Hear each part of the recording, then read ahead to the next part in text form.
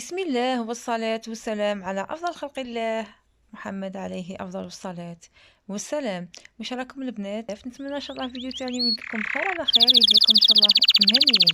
اليوم جبت لكم وصفة سهلة سريعة، بريستيج رائعة جدا، بسيطة في مكوناتها، تحضر في وقت وجيز. نتمنى إن شاء الله تجربوها وتنال إعجابكم البنات. هذه وصفة يعني ديروها كطبق رئيسي. كما قلت لكم ما فيهاش مقادير بزاف. راح نبداو اولا بالمقادير. البنات عندنا مقادير تاع المرق ومقادير تاع الحشو. راح نبداو اولا بالمقادير تاع المرق.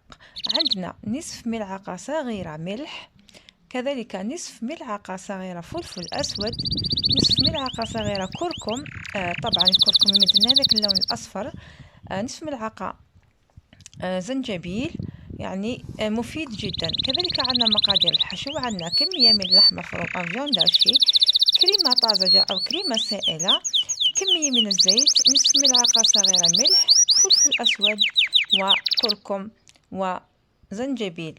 طبعا نفس التوابل تاع لاصوص هي نفس التوابل تاع الحشو.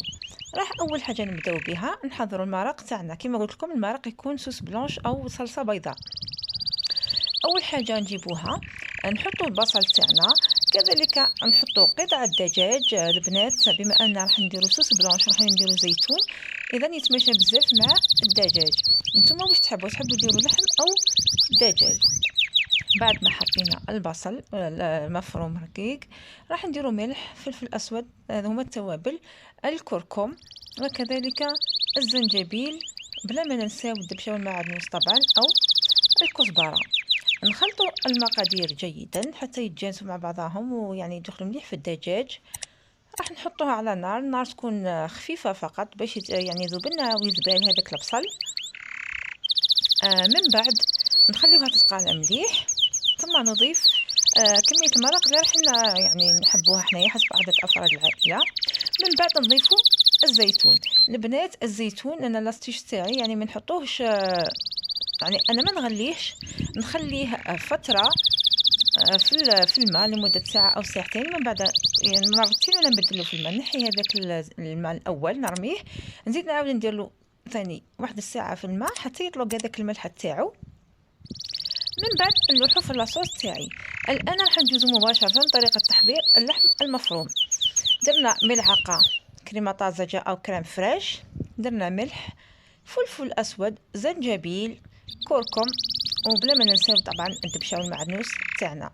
من بعد نعجنوا جيدا هذيك لافيون داشي تاعنا او لحم المفروم حتى تدخل التوابل كامله في هذيك الفيون داشي. من بعد راح نديروا الطريقه تاعي.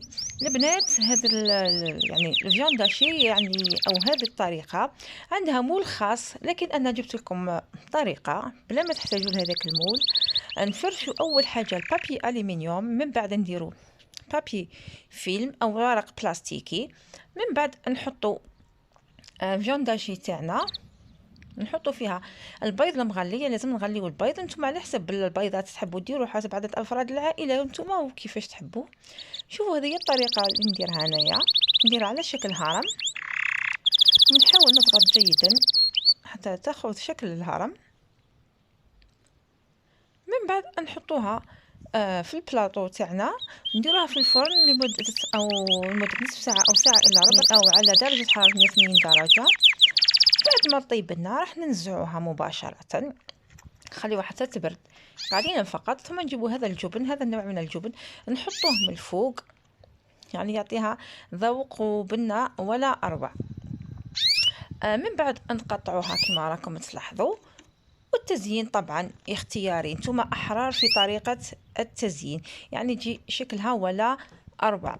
هنايا زينتها بالمعدنوس ودرت لاصوص تاع الزيتون، وهنا ثاني كذلك درت يعني لي بولات هذاك الفيون داشي او اللحم المفروم اللي بقى قليته.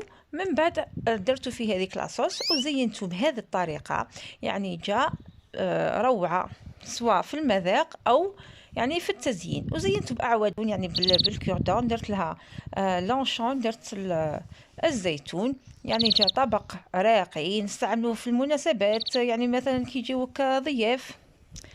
نتمنى ان شاء الله يعني تجربوه وينال اعجابكم. طبعا اذا عجبكم ما تنساوش تشتركوا في القناه وتفعلوا زر الجرس وديروا لي لايك للفيديو. الآن ما بقى لي غير نقول لكم صحة فطوركم وصحة سحوركم، وإلى اللقاء في حلقات مقبلة بحول الله تعالى.